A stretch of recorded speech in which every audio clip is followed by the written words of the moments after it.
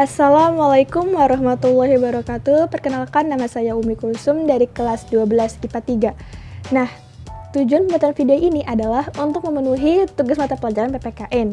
Di sini saya akan menjabarkan 3 hal. Yang pertama tentang tugas wewenang lembaga negara dan upaya penanganan pelanggaran hak dan pengingkaran kewajiban warga negara. Yang kedua ada kategori hak dan kewajiban warga negara. Ketiga, arti persamaan kedudukan warga negara dalam berbagai bidang kehidupan. Nah, yang pertama, apa tugas dan wewenang lembaga negara dalam upaya penanganan pelanggaran hak dan pengingkaran kewajiban warga negara? Yang di sini pertama ada Polri. Nah, tugas pokok Kepolisian Negara Republik Indonesia adalah memelihara keamanan dan ketertiban masyarakat, lalu menegakkan hukum dan memberikan perlindungan, pengayoman, dan pelayanan kepada masyarakat. Ada wewenang. Yang pertama, memberikan izin dan mengawasi kegiatan keramaian umum dan kegiatan masyarakat lainnya, lalu menyelenggarakan registrasi dan identifikasi kendaraan bermotor, dan yang ketiga, melaksanakan kewenangan lain yang termasuk dalam lingkup tugas kepolisian. Nah, kemudian ada Kejaksaan Agung. Di bidang pidana, kejaksaan mempunyai tugas dan wewenang. Yang pertama, melakukan penuntutan.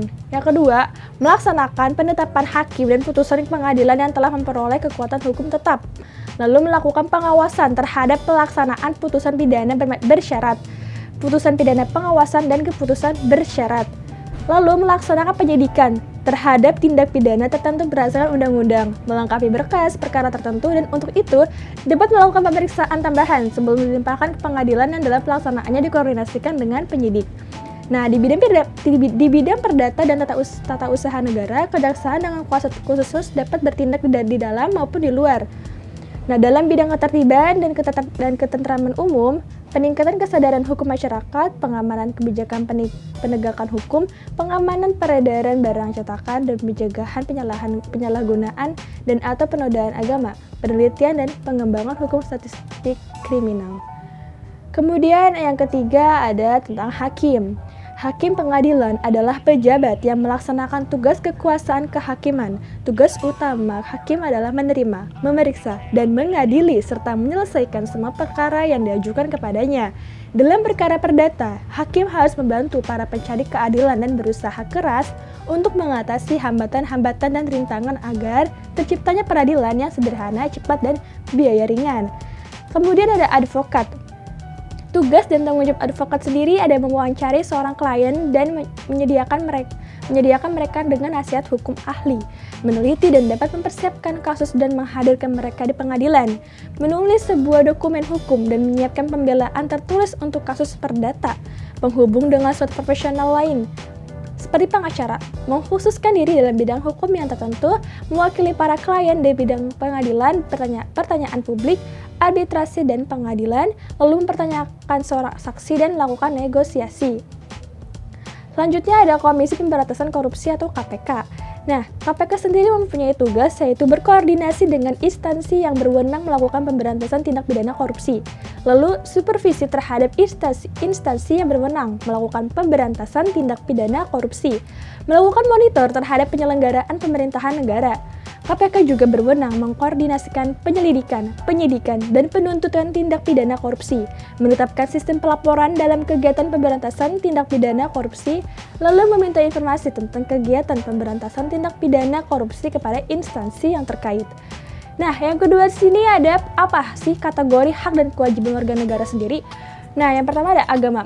Pada pasal 28E ayat 1 Undang Dasar 1945 yang berbunyi, setiap orang bebas memeluk agama dan beribadah menurut agamanya, memilih pendidikan dan pengajaran, memilih pekerjaan, memilih kewarganegaraan, memilih tempat tinggal di wilayah negara dan meninggalkannya, serta berhak kembali. Dan pada pasal 28E ayat 2 Undang-Undang Dasar 1945 juga menyatakan bahwa setiap orang berhak atas kebebasan, meyakini kepercayaan, dan di dalam pasal 29 ayat 2 menyatakan negara menjamin kemerdekaan tiap-tiap penduduknya untuk memeluk agamanya masing-masing dan untuk beribadah menurut agamanya dan kepercayaannya. Lalu yang B ada politik, hukum, dan pemerintahan. Pada pasal 27 ayat 1 UUD 1945, kewajiban untuk mentaati aturan yang telah ditetapkan berhak untuk mendapatkan perlindungan dan kepastian hukum yang adil. Pasal 28D ayat 1 juga menegaskan kewajiban mengemukakan pendapat di muka umum, hak untuk memperoleh kesempatan yang sama dalam pemerintahan. Pasal 28D ayat 3 juga menerangkan kewajiban untuk taat, tunduk, dan patuh terhadap segala hukum yang berlaku, hak warga negara untuk bebas memilih partai politik. Pasal 23 ayat 1 UU Nomor 39 Tahun 1999, kewajiban untuk ikut serta dalam menjunjung tinggi hukum. Selanjutnya ada ekonomi. Hak dan kewajiban warga negara dalam bidang ekonomi menurut UUD 1945 pasal 23 ayat 1, yaitu setiap orang berhak atas pekerjaan, berhak dengan bebas memilih pekerjaan, berhak atas syarat-syarat perburuhan yang adil serta baik dan atas perlindungan terhadap pengangguran. Dan dalam ayat 2 pun diterangkan setiap orang dengan tidak ada perbedaan berhak atas pengupahan yang sama untuk pekerjaan yang sama.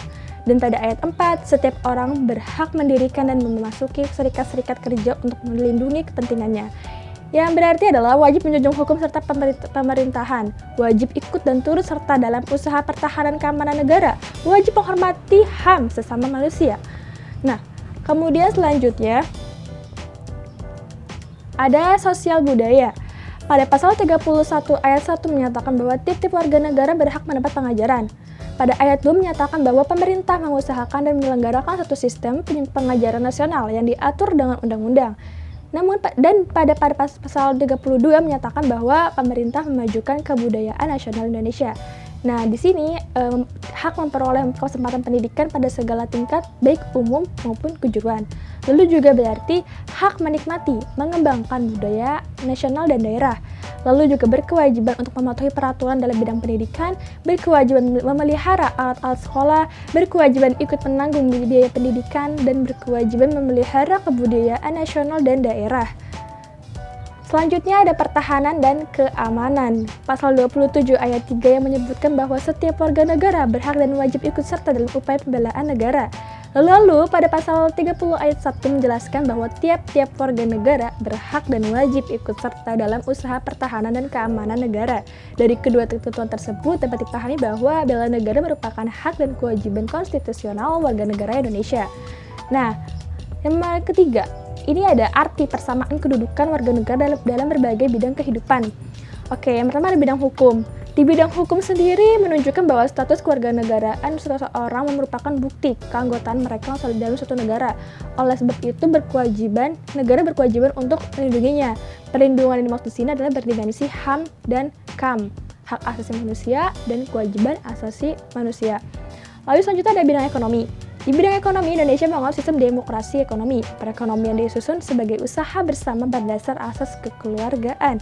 Dalam hal ini, perekonomian Indonesia diharapkan tidak jatuh ke tangan orang yang berkuasa dan mengakibatkan rakyat bertindas. Maka dari itu, persamaan hak-hak warga negara di bidang ekonomi ditegaskan dalam UUD 1945 pada pasal 33 ayat 3. Persamaan hak-hak warga negara dalam bidang ekonomi tersebut seperti hak untuk memiliki harta benda, membuka usaha seperti berdagang, lalu mengadakan perjanjian dagang, dan hak menggunakan bumi, air, dan kekayaan alam yang terkandung dalamnya sesuai dengan kebutuhan.